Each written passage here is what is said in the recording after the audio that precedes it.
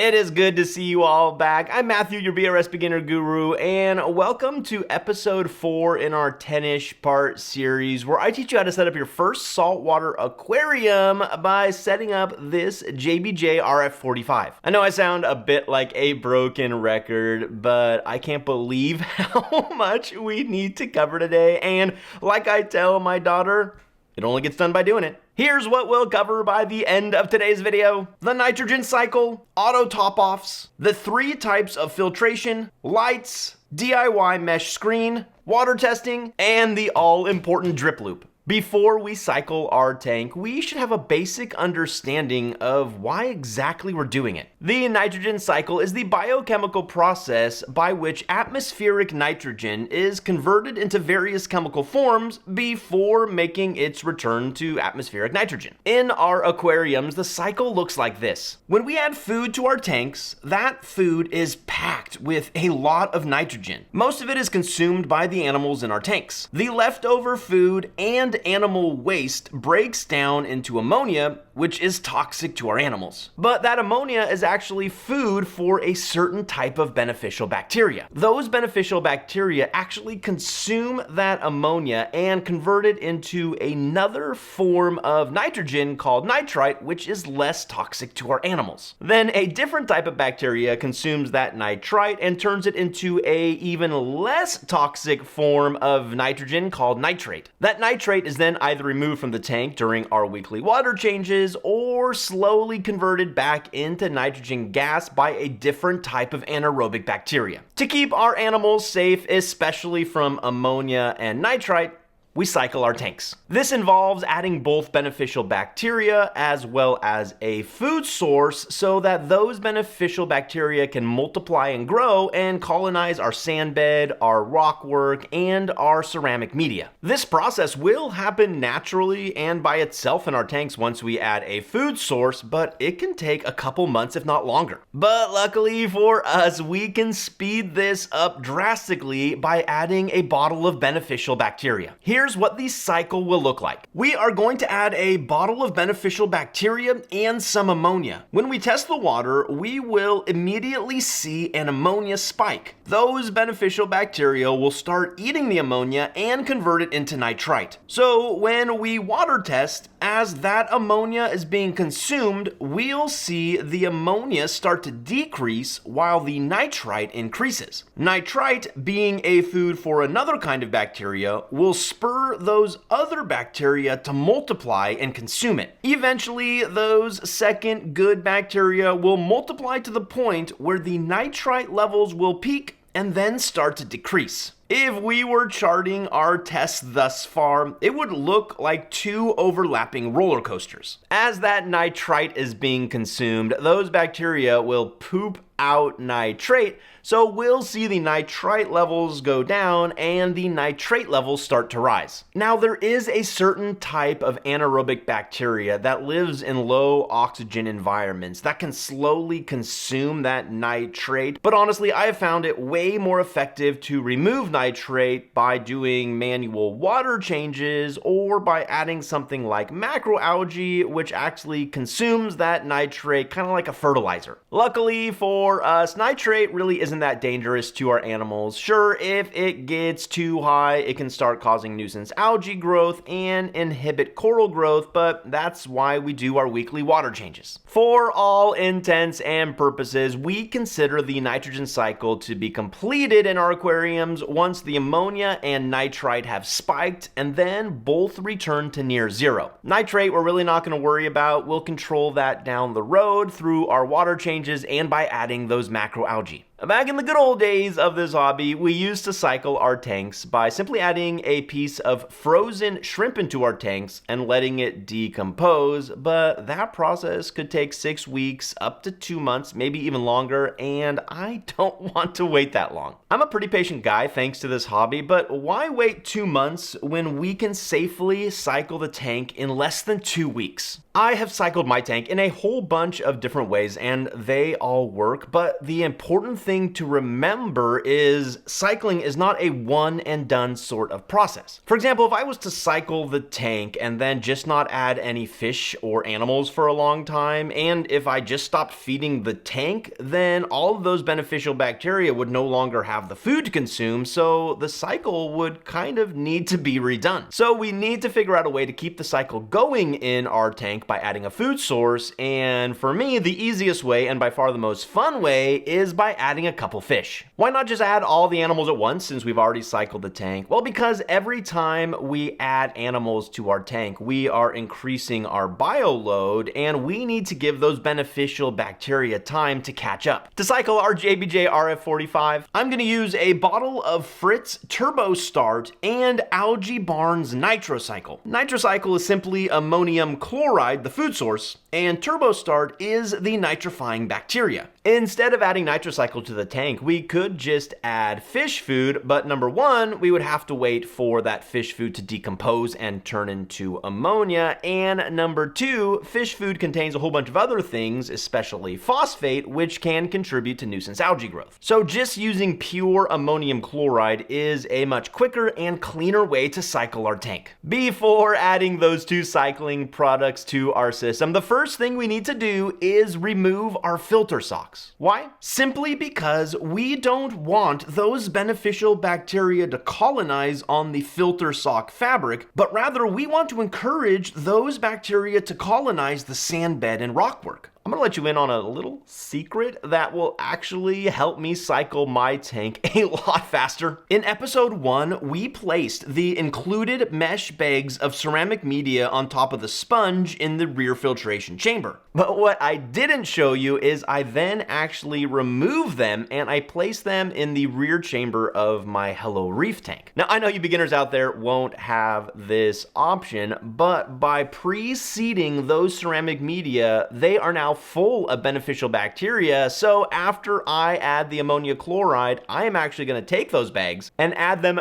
back into our JBJ RF45, which should in theory significantly decrease the amount of time it takes to cycle our tank. Now obviously this isn't something you as a true beginner can do, but just note for the future that this is an option, but there are risks involved because any sort of nuisance you have, think certain sorts of algae or aptasia, will be transferred from one tank to the other, but luckily for me, my Hello Reef tank is actually pest free, so this is a really good idea for me. All right, the filter socks have been removed, the pre-seeded media has been added to the JBJ RF45. It is now time to add our ammonia chloride. I usually like to get my ammonia levels to around 2 parts per million when beginning the cycle, and since nitrous cycle directions say to add 1 milliliter per gallon to achieve 3 parts per million, I'm going to add about 35 milliliters. Next, we need to add our bottle of beneficial bacteria. This 4-ounce bottle of Fritz Turbo Start is meant for an aquarium up to 100 gallons, but since it's perfectly safe to add up to 5 times the recommended dose, we're just going to use the entire bottle. Give it a really good shake and then pour it into the tank. FYI, Turbo Start stinks. It did not spoil. It is supposed to smell bad, so don't worry about it when you're adding it to your tank. I'm going to give all that ammonia time to settle throughout the tank, and then I'm going to perform the first 3 water tests for ammonia,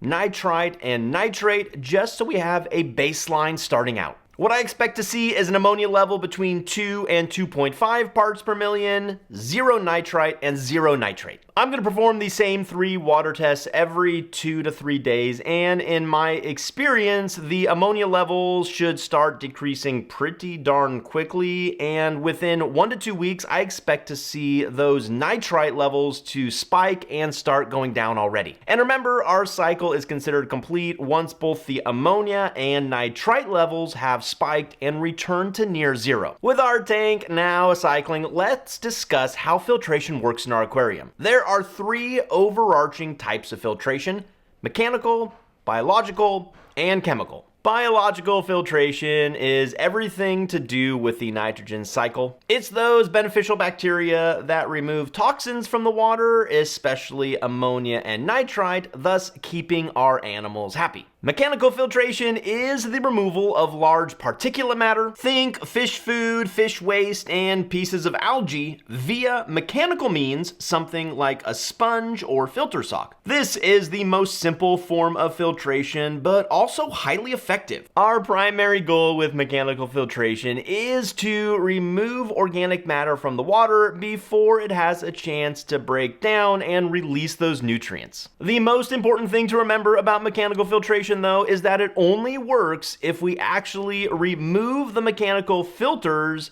clean them, and replace them every few days. If we were to just leave our filter socks in place, then all of that organic matter caught in the filter socks would just decay, releasing all those nutrients, which is what we're trying to avoid. So in our system, mechanical filtration really works if we remove, clean, and replace our filter socks every 3 to 4 days. Lastly, we have chemical filtration, which use some sort of chemical to remove dissolved toxins from the water. There are a few common types of chemical media we use in this hobby, but I currently only use 2 of them: activated carbon and granular ferric oxide, or GFO for short. I change out my carbon every week to keep it fresh.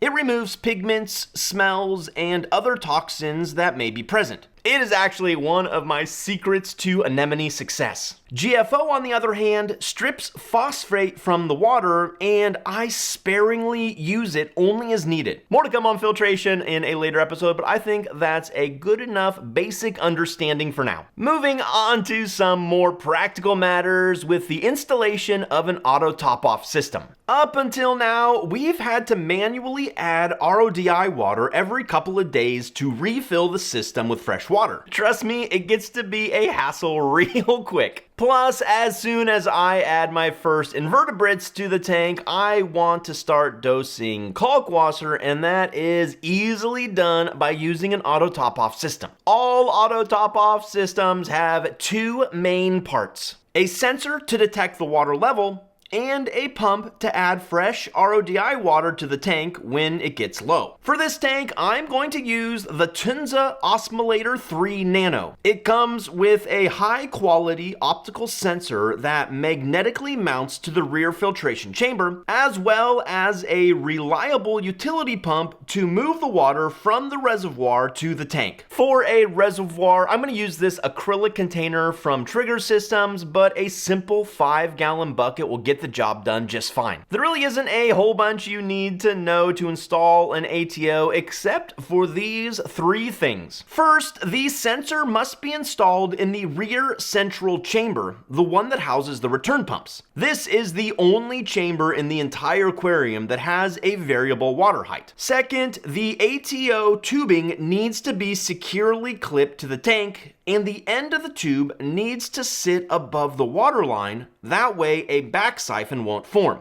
Third, the ATO reservoir needs to be installed below the tank so a siphon doesn't form and just keep pumping water into the aquarium. To install the Osmolator 3 Nano, I am going to start with the optical sensor. I'm going to magnetically attach it to the rear panel of the glass in the rear central chamber. I want the water height to always be near the top of these 2 baffles, so I'm going to place the center of the optical sensor just below the baffle. I may need to adjust the sensor a little bit once I turn the system on, but we can do that easily later. To install the pump, attach the flexible tubing to the pump using the compressor nut here. Now I'm going to place the pump into the auto top-off reservoir and thread the flexible tubing and electrical cord through the back panel in the cabinet stand. To secure the flexible tube to the tank, thread it through the included tank mount as shown here, and screw it onto the rear panel of the tank. Just make sure it's tight enough so that it can't easily be bumped off. Now we just need to attach the pump to the optical sensor with the headphone jack, attach the pump to the power adapter, and plug the unit into the outlet.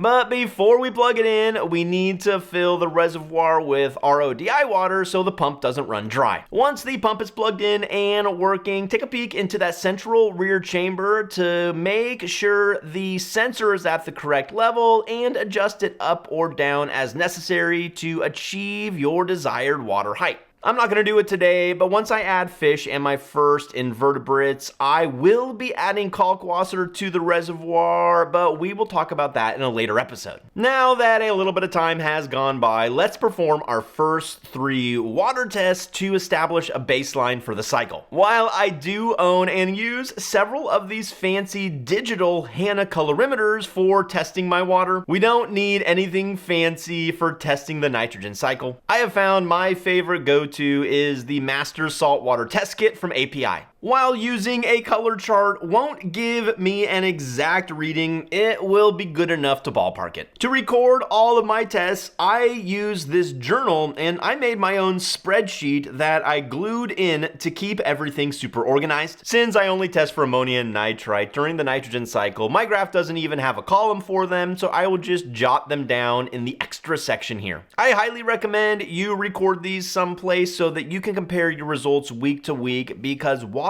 testing can tell you a lot about your tank, and it will also help you avoid problems before they spiral. Testing for ammonia and nitrite is super easy. Pull out 2 vials, the 2 bottles of ammonia reagent, the single bottle of nitrite reagent, and a stopwatch. Fill both vials up to the 5 milliliter mark. For the ammonia, add 8 drops of reagent 1 and 8 drops of reagent 2. For nitrite, add 5 drops into the other vial. Place both caps on and shake them vigorously for 5 seconds, then set a 5-minute timer. After 5 minutes has passed, hold each vial up against the color chart. Be sure to do this in a bright, well-lit area, and hold the vial so that it's touching the chart. Approximate the result and write them down. Like I already mentioned, I will be doing these tests every 2 to 3 days until the cycle is complete. What I am about to do may be difficult for some of you to watch, especially those who are mechanically inclined, because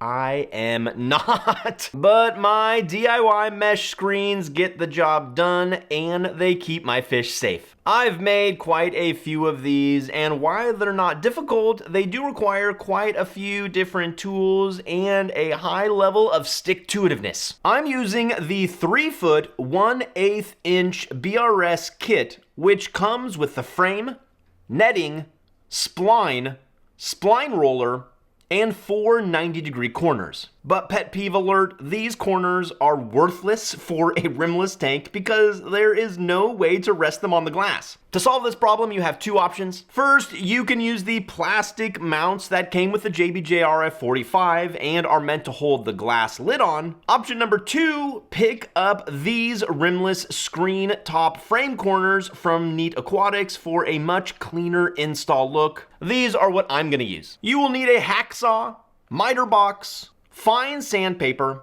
box cutter, scissors, and measuring tape. You can pick up almost all this gear at your local hardware store, but the clear mesh screen is almost impossible to find, so I recommend just getting it at BRS. The first thing we need to do is measure the inside lid of the display tank, not the rear filtration chamber. I get 25 5/8 inches by 15 1/4 inches. Now we need to subtract the corners from the total length, and since each one adds 3/4 inch, we need to subtract 1.5 inches from each length. So our final measurements are 24 1/8 inch by 13 3/4 inch. I'm gonna measure and mark my frame for cutting, and I'm gonna subtract an additional 1/8 of an inch just to give the final screen a little space from the glass, but not enough for a fish to escape through. Using a hacksaw and miter box, I'm going to cut 2 pieces to 24 inches and 2 pieces to 13 5/8 inches. No need to apply a lot of downward pressure when using the hacksaw, as you can actually bend the aluminum, making it difficult to insert the corners. After cutting, the edges can be a little sharp, so I use some fine sandpaper to remove any burrs or sharp edges. Next, I'll insert the 4 edges to make the frame, and then test it out on the tank to make sure it fits snugly. If you messed up, it's no big deal. I've messed up several times before. Just head to your local hardware store to pick up some aluminum frame. Now we're moving on to the installation of the mesh screen. Lay the screen on top of the frame and use a pair of scissors to cut a few inches extra around the entirety of the frame. Our goal with the finished product is a screen that doesn't sag, but also isn't too tight where it warps the frame. Getting the right tension may take a couple tries, but you can always remove the spline and try again. Try to get the netting as centered as possible and use the natural netting lines as a guide. Starting in the corner, push in a piece of spline. Then use the spline roller and work your way around the frame. This can be a lot easier if you have a helper, but with some patience, you can manage it by yourself. Once you finish, if it doesn't look great, if it's too tight or too loose, not a big deal, just remove the spline and try again before we cut off the excess mesh screen. Once you're satisfied, use the box cutter to trim off the excess netting and you're done. Place it on top of your tank and get ready to feel that immense satisfaction that comes from a DIY project well done. Moving on to lights, I am going a bit overkill with 2 AI blades. But for over a year now, I've just found myself using these because I'm drawn to their simplicity, their power, and just the ease of use. On our JBJ tank, we could easily get away with just one 21-inch blade light, but we're gonna go with 2 because we're gonna get a much more even spread of light throughout the tank, which once our anemones and coral grow in, they will appreciate and help them grow more evenly. I've chosen 2 21-inch blade grow lights. We are going to fine tune our lights at a later date using a fancy piece of equipment called a par meter, but for now I at least want to get them installed and on a schedule so we can just start enjoying our tank a little more. Unlike other lights that require a different mount, the blades come with tank rests, so we just have to sit them on top of the tank. Even though Aqua Illumination claims IP66 water resistance, I have destroyed at least 2 of these lights by dropping them in the water, so while they're likely splash proof, they are certainly not waterproof. We are going to set the lights on top of our newly made mesh screen. All we need to do is pull out the tank rest, plug in the power supply, and program them via the Mobius app. Pull the lights out of the box, remove all the packaging materials, and place the power adapter on top of the cabinet shelf for now. The tank rests are already attached, so we simply pull them out until the lights sit securely on top of the tank. For now, I'm just going to evenly space out the 2 lights across the top of the tank. With both of our Aqua Illumination blade grow lights sitting atop the tank, it's now time to plug them both in. The indicator light will start flashing, meaning they're ready to pair with the Mobius app. To add the lights, simply touch the ellipses in the upper right-hand corner and touch Add Device. The 2 lights will appear. Select them and click Next. Any firmware updates will be downloaded and installed. Then you'll be taken to the device setup screen. I'm going to choose Growing LPS/Soft Corals. I'm going to drag the sunrise time to 7 a.m. to match my other tanks, and then click Activate at Custom Intensity 20%. Here's what the tank looks like. A lot of hobbyists absolutely love this super blue look, but as a hobbyist, I am not one of them. In fact, here are both my Hello Reef and JBJ tanks. It's easy to see just how blue our new lights are when compared to the Hello Reef tank. I was actually part of the team that helped program these Hello Reef lights, and it's pretty easy to see how much more drawn I am to a natural daylight look. If you really like this blue look, then just leave it as it is, but since I want a more natural daylight look, I'm gonna do a bit of customization. Here's how. The easiest way to do this is using the schedule builder. From the aquarium home screen in the Mobius app, click on the lighting widget, then at the bottom click Schedule Builder. I'm setting my sunrise from 7 a.m. to 5 p.m., but you can set this to whatever time you want, just as long as you don't exceed 10 total hours in a day.